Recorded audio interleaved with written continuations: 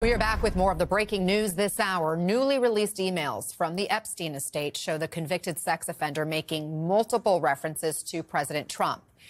In one, it's a 2011 email to accomplice Ghislaine Maxwell. Epstein writes that Trump, quote, spent hours at his house with a sex trafficking victim. Now, Epstein calls Trump in this email a, quote, dog that hasn't barked. These emails were released by Democrats on the House Oversight Committee. And the top Democrat on that committee, Robert Garcia, is joining us now. Congressman, when did you get this information?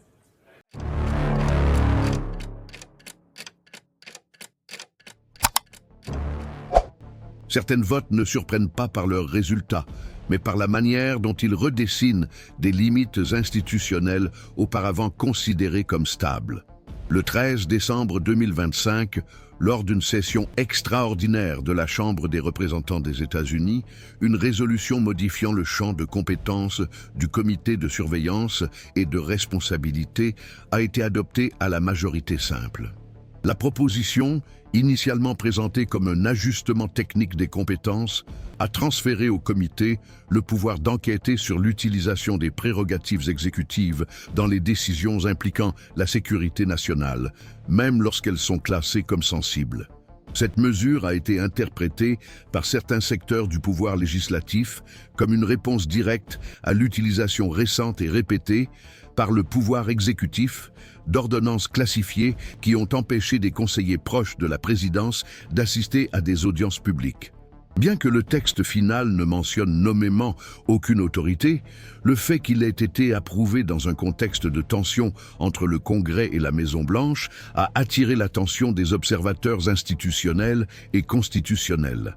La mesure a été votée après le refus du conseiller à la sécurité nationale de présenter des documents requis par une assignation à comparaître et protégés par une invocation générique du privilège exécutif, créant ainsi une impasse juridique et politique qui n'a pas encore été résolue par le ministère de la Justice. L'impact de cet épisode ne s'est pas limité à ce qui s'est passé dans la salle à ce moment-là. Bien que formellement situé dans une instance législative spécifique, le vote a été interprété par les acteurs du système comme un effort de rééquilibrage des compétences entre les pouvoirs. Les parlementaires des deux partis ont fait valoir que le pouvoir législatif ne peut être systématiquement empêché d'exercer sa fonction de contrôle sous prétexte de sécurité nationale, en particulier lorsque la classification des documents sensibles se fait sans contrôle externe indépendant. Le texte approuvé prévoit pour la première fois que la Commission pourra engager des experts indépendants en classification et en sécurité pour évaluer en toute confidentialité la légitimité de la protection appliquée aux documents refusés. Cette clause, encore peu commentée en dehors des cercles spécialisés, est considérée par les analystes comme un tournant important dans le rôle de contrôle du Congrès sur les actes de l'exécutif. Jusqu'alors, les prérogatives de classification étaient des prérogatives quasi absolues du président et de ses départements auxiliaires, avec une marge limitée de contestation législative ou judiciaire en temps utile. Le traitement de la résolution s'est également écarté de la norme habituelle. Au lieu de passer par plusieurs commissions thématiques, le texte a été examiné directement par un groupe bipartite d'urgence composé de représentants des commissions du renseignement, de la justice et de la supervision. Ce groupe a été formé après que le Congrès ait été informé par des sources internes qu'au moins 3 décisions concernant des mouvements de ressources et des transferts de personnel dans des bases militaires américaines avaient été prises sur la base de documents dont le pouvoir législatif ignorait même l'existence. L'absence de notification préalable et le blocage ultérieur de l'accès ont suscité une réaction immédiate. Pendant une semaine, des représentants de différents États ont fait pression pour que soit créée une structure offrant une plus grande marge de vérification. Bien que les dirigeants du gouvernement aient tenté de reporter le vote, la composition du groupe d'urgence et le climat institutionnel ont conduit à l'inclusion de la proposition dans l'ordre du jour délibératif de fin d'année. Dans la pratique, la résolution ne modifie pas la Constitution et ne révoque aucune norme antérieure, mais elle inaugure une nouvelle interprétation fonctionnelle de la manière dont le Congrès peut réagir lorsqu'il estime que l'exécutif outrepasse ses pouvoirs ou protège ses décisions sur la base de critères qui échappent à tout type de contrôle. Les juristes interrogés par des médias spécialisés avertissent que cette mesure, bien que techniquement compatible avec le règlement de la Chambre, pourrait déclencher une série de contestations formelles si elle était appliquée à des enquêtes susceptibles d'avoir un impact politique direct.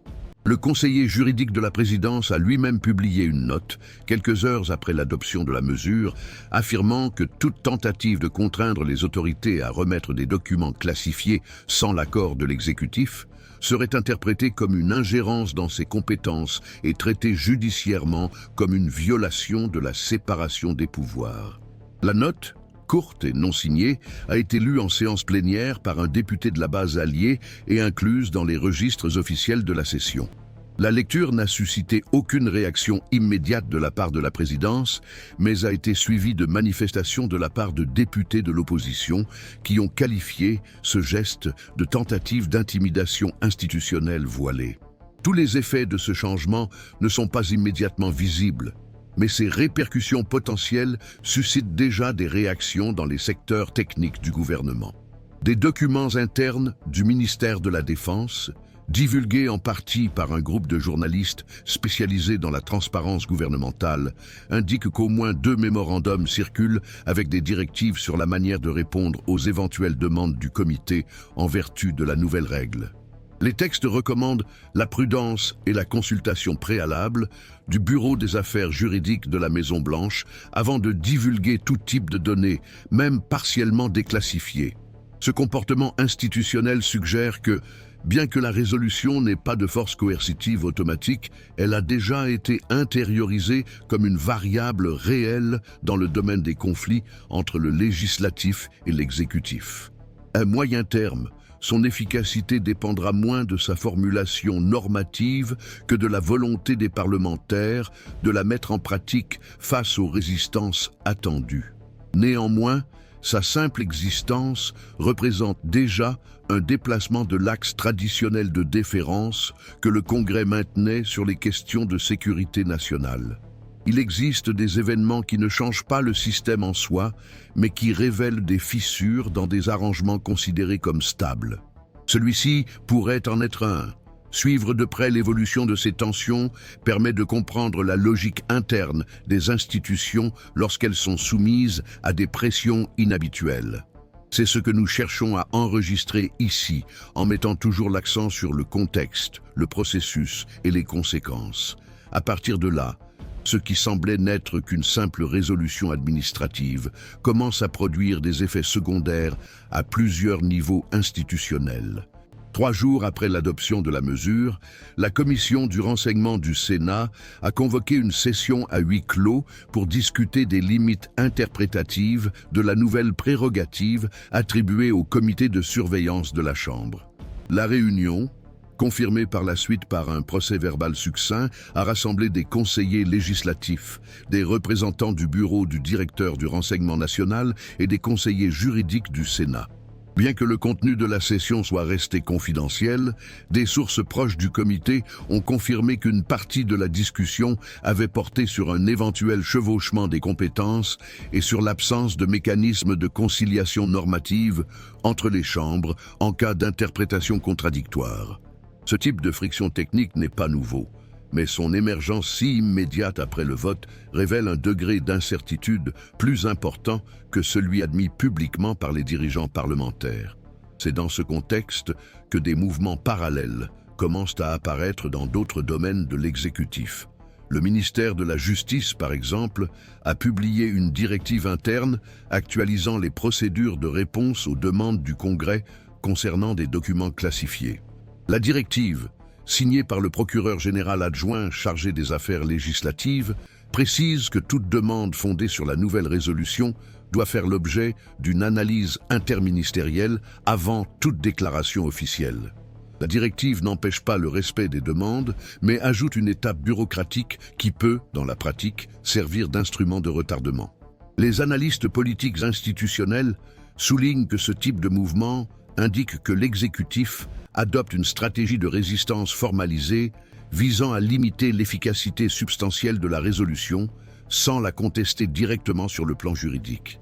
Il s'agit d'un type de contention technique qui vise à gagner du temps, à préserver une marge de manœuvre et à éviter des précédents indésirables. À partir de ces réactions, on observe une réorganisation lente mais perceptible du jeu institutionnel. Des parlementaires ayant une expérience dans les commissions techniques ont commencé à articuler la création d'un panel permanent d'évaluation de la classification des documents, composé d'experts civils ayant un mandat fixe et l'autonomie nécessaire pour recommander des reclassifications. La proposition, encore à un stade embryonnaire, part du principe que la logique de sécurité ne peut être le monopole d'une instance isolée, en particulier lorsque les impacts de certaines décisions dépassent les limites opérationnelles de l'exécutif. Le Congressional Research Service, branche de conseil technique du pouvoir législatif, a lui-même été sollicité pour élaborer des avis comparatifs sur les modèles de supervision documentaire dans les pays du G7. Les rapports préliminaires indiquent que bien que la prérogative de classification soit courante dans les systèmes présidentiels, l'absence d'un organisme de vérification externe est aujourd'hui une exception parmi les démocraties consolidées. Ce constat a renforcé le discours de ceux qui voient dans cette résolution un premier pas vers une architecture plus équilibrée du contrôle institutionnel. Cette convergence aide à comprendre pourquoi la réaction de l'exécutif s'est articulée sur plusieurs fronts. Outre le ministère de la Justice, le Conseil national de sécurité a organisé des réunions avec les équipes chargées de la conformité et de la sécurité documentaire des principales agences fédérales. L'objectif, selon les informations obtenues par des journalistes du secteur, est de cartographier les vulnérabilités opérationnelles et de proposer une uniformisation des critères de classification qui puissent être défendus techniquement dans d'éventuels litiges avec le pouvoir législatif.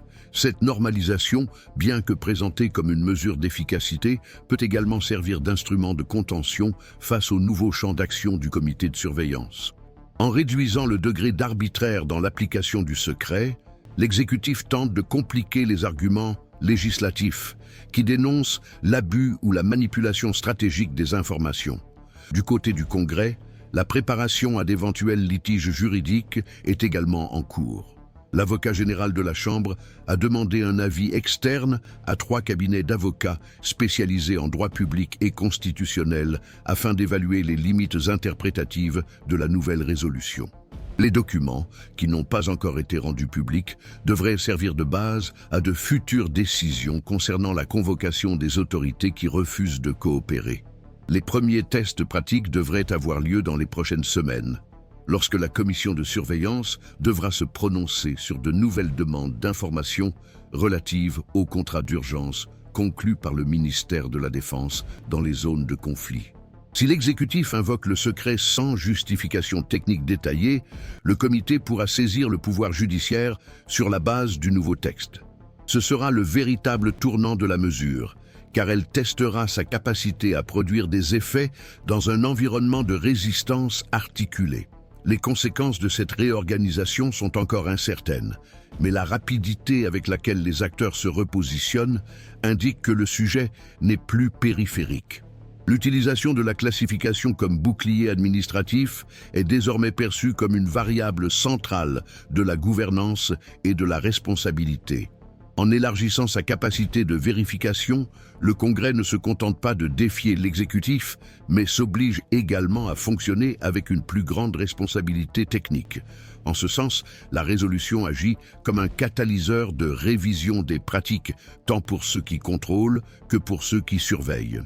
L'équilibre entre contrôle et confidentialité est par définition délicat, et sa redéfinition dépend de la volonté des deux parties d'accepter que le système ne fonctionne que lorsqu'il existe une confiance mutuelle fondée sur des mécanismes vérifiables. Lorsque des décisions confidentielles ont des effets publics, l'absence de transparence cesse d'être un simple problème administratif et devient une question de légitimité institutionnelle. Comprendre comment le système gère ce type d'impasse est essentiel pour appréhender les mécanismes qui soutiennent la stabilité démocratique dans des contextes de pression. C'est ce que nous nous proposons d'analyser ici, en nous concentrant continuellement sur les processus et pas seulement sur les résultats. Il existe encore des interprétations contradictoires quant à l'impact effectif de la résolution approuvée par la Chambre. Et c'est dans ce domaine indéfini que le conflit institutionnel prend une nouvelle configuration. Pour certains juristes spécialisés dans la structure constitutionnelle et le fonctionnement du système de frein et contrepoids, cette mesure représente une amélioration technique en cherchant à limiter l'utilisation extensive des prérogatives de confidentialité concentrées dans le pouvoir exécutif. Selon cette interprétation, la création d'un instrument législatif doté de l'autorité formelle d'examiner les fondements des décisions de classification répond à une faille structurelle ancienne, maintes fois soulignée par des rapports de contrôle interne et des études indépendantes sur la gouvernance et la transparence. À l'opposé, d'anciens procureurs et conseillers juridiques liés à des administrations précédentes soutiennent que le Congrès outrepasserait les limites implicites de la séparation des pouvoirs en revendiquant la capacité de réviser des décisions traditionnellement associées au cœur des compétences exécutives. Pour ces détracteurs, le problème central ne réside pas dans le contenu littéral de la résolution, mais dans le précédent qu'elle établit en permettant que des décisions protégées par le secret soient réexaminées dans un environnement législatif inévitablement marqué par des disputes politiques, même si cela se fait dans le cadre de procédures formellement techniques. Le débat s'organise donc autour d'une question spécifique: la nature de la classification des documents et la définition de qui détient l'autorité finale pour déterminer You don't hand la matches Constitution des to an arsonist, and you don't give power to an angry left-wing. ce qui a conduit historiquement à la consolidation d'une pratique de déférence quasi automatique à l'égard de l'exécutif dans ce domaine. Cet arrangement est resté fonctionnel tant que l'on pouvait s'attendre à ce que ces prérogatives soient exercées avec prudence et sur la base de fondements techniques solides. Cependant, des épisodes récents impliquant des classifications effectuées de manière rétroactive ou dans le cadre d'enquêtes politiques ont remis en question cette confiance. C'est dans ce contexte de fragilité institutionnelle que s'inscrit la nouvelle résolution, non pas dans le but déclaré de retirer des compétences à l'exécutif, mais de les soumettre à un niveau supplémentaire de vérification technique. La consolidation de ce modèle dépendra en grande partie de la manière dont les tribunaux décideront d'encadrer la mesure à la lumière du principe de séparation des pouvoirs. Les informations déjà disponibles indiquent qu'au moins 2 initiatives juridiques sont en cours d'évaluation préliminaire par des équipes liées à des entités du domaine de la sécurité nationale. L'une d'elles examine la possibilité de contester préventivement la résolution devant la Cour suprême sur la base d'une interprétation restrictive de l'article 2 de la Constitution qui traite des attributions exécutives. L'autre envisage l'adoption de mesures judiciaires individuelles si les autorités sont tenues de fournir des documents ou de témoigner sur la base des nouvelles règles. Dans les 2 cas, l'argument central sera la défense de l'autonomie de l'exécutif en matière de sécurité nationale et la mise en garde contre le risque d'une exposition indue d'opérations sensibles. En revanche, les parlementaires favorables à la résolution indiquent que d'éventuelles contestations judiciaires seront considérées comme une occasion d'établir des précédents et de réduire un vide jurisprudentiel qui existe encore au niveau fédéral. Les analystes du milieu politique observent que les litiges de cette nature, bien que marqués par une forte densité technique, ont le potentiel de déclencher une phase plus large de réorganisation institutionnelle. En effet, le contrôle des informations sensibles s'est imposé au cours des dernières décennies comme l'un des instruments les plus efficaces de concentration du pouvoir décisionnel.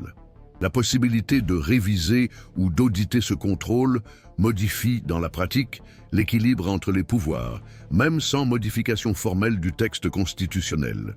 Les expériences observées dans des pays comme le Royaume-Uni et le Canada indiquent que des mécanismes similaires tendent à produire une plus grande formalisation des critères de classification et à réduire la marge de décision individuelle sur ce qui peut ou non être partagé avec les instances législatives. Aux États-Unis, ce processus en est encore à ses débuts, mais les mouvements récents indiquent une trajectoire comparable avec la tentative de créer un espace institutionnel dans lequel la confidentialité et la surveillance peuvent coexister sans compromettre le fonctionnement du système. À ce jour, il n'y a pas de définition claire des prochaines étapes.